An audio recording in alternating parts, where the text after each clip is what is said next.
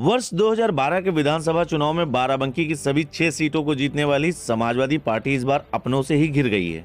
यहां दरियाबाद विधानसभा सीट पर सपा के घोषित प्रत्याशियों के सामने पार्टी के ही पूर्व मंत्री राजा राजीव कुमार सिंह के बेटे रितेश सिंह आ गए हैं। राजा राजीव कुमार सिंह 6 बार विधायक और 1 बार सपा सरकार में मंत्री रहे हैं। दरियाबाद विधानसभा क्षेत्र में उनकी मजबूत दावेदारी मानी जाती है, लेकिन उनके बेटे को सपा से टिकट नहीं मिला, जिसके सदमे से राजा राजीव कुमार सिंह की मौत हो गई। जिसके बाद बेटे ने आज निर्दलीय पर्चा भरकर सपा प्रत्याशी के खिलाफ ही ताल ठोक दी है। बाराबंकी जिले की दरियाबाद विधानसभा में राजवंश के राजा राजीव कुमार सिंह की मजबूत दावेदारी मानी जाती है। सबसे पहले वह निर्दलीय चुनाव लड़े और विधायक बने। उसके बाद वहां 6 बार विधायक रहे और 1 बार सपा सरकार में मंत्री रहे। इस बार उम्र बढ़ने से उन्होंने अपने बेटे के लिए इस विधानसभा सीट पर पार्टी सपा से टिकट मांगा। पार्टी ने उनके बेटे को टिकट न देकर पूर्व मंत्री अरविंद सिंह गोप को यहां से प्रत्याशी बना दिया, जिसके सदमे से राजा राजीव कुमार सिंह की 4 दिन बाद मौत हो गई। जनता की मांग और मां के कहने पर बेटे रितेश सिंह ने निर्दलीय पर्चा भरा और कहा कि पिता की श्रद्धांजलि के लिए मैं यह चुनाव लड़ रहा हूं। दरियाबाद विधानसभा में हड़कंप उस समय मचा जब प्रतापगढ़ के रघुराज प्रताप सिंह और राजा भैया जनपद बाराबंकी आए और परिवार को सांत्वना देने पहुंचे। इस दौरान रघुराज प्रताप सिंह परिवार के साथ आधे घंटे से ज्यादा के समय बात करते रहे और यह कयास लगाए जा रहे हैं कि हो सकता है कि वह जनसत्ता दल पार्टी से चुनाव लड़े, लेकिन उसके कुछ समय पश्चात ही राजा राजीव सिंह की पत्नी के द्वारा यह घोषणा की गई कि उनके बेटे निर्दलीय चुनाव लड़ेंगे। जिसके पश्चात नामांकन करने के बाद मीडिया कर्मियों ने रितेश सिंह से सवाल किया कि पार्टी के राष्ट्रीय अध्यक्ष ने क्या शोक संवेदना व्यक्त करने के लिए आपको फोन पर बात की या मिलने आए? तब उन्होंने कहा नहीं, ऐसा कुछ भी नहीं हुआ। लेकिन रितेश ने मुख्यमंत्री योगी आदित्यनाथ की तारीफ करते हुए कहा कि उन्होंने जरूर फोन किया और दुख प्रकट किया।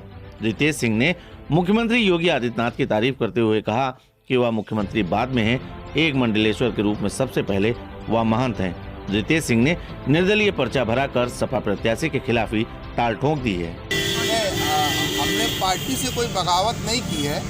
हमारे पिताजी ने जब 27 को लिस्ट निकली, उसके बाद में उन्होंने राष्ट्रीय हाईकमान से सबसे कहा था कि एक बार इस पर पूरा विचार कर लिया जाए, अगर कोई चीज़ है तो ठीक है। और हम कोई पहला चुनाव लड़ने नहीं जा रहे हैं। हमारे पिताजी ने सन 85 से ये शुरुआत निर्दलीय लड़ने की थी और यही पोजीशन थी कि 85 में कांग्रेस की फुल एब्सोल्यूट मेजॉरिटी में थी और हमारा आवेदन हुआ था पिताजी का, लेकिन टिकट नहीं मिला था। तो यही क्षेत्र की जनता, सभी सम्मानित बुजुर्ग चाचा जो उनके थे, भाई थे, उन्होंने ये उनको लड़ाया था और कांग्रेस की जमानत जब्त हुई थी और निर्दलीय वो जीते। मुझे नहीं लगता है कि कहाँ से क्या गलतफहमी, क्या गलतियाँ हुई जो हमारे राष्ट्रीय अध्यक्ष जी ने हमें इग्नोर किया। अगर वो जनता से राय लेते या सर्वे के माध्यम से राय लेते तो शायद हमारे बारे में सोचते। अब उनका जो भी मार्क हो, बाकी सभी लोगों का फ़ोन पे हाल चाल आया, सभी लोगों ने दुख संवेदना भी मेरे घर आके व्यक्त किया।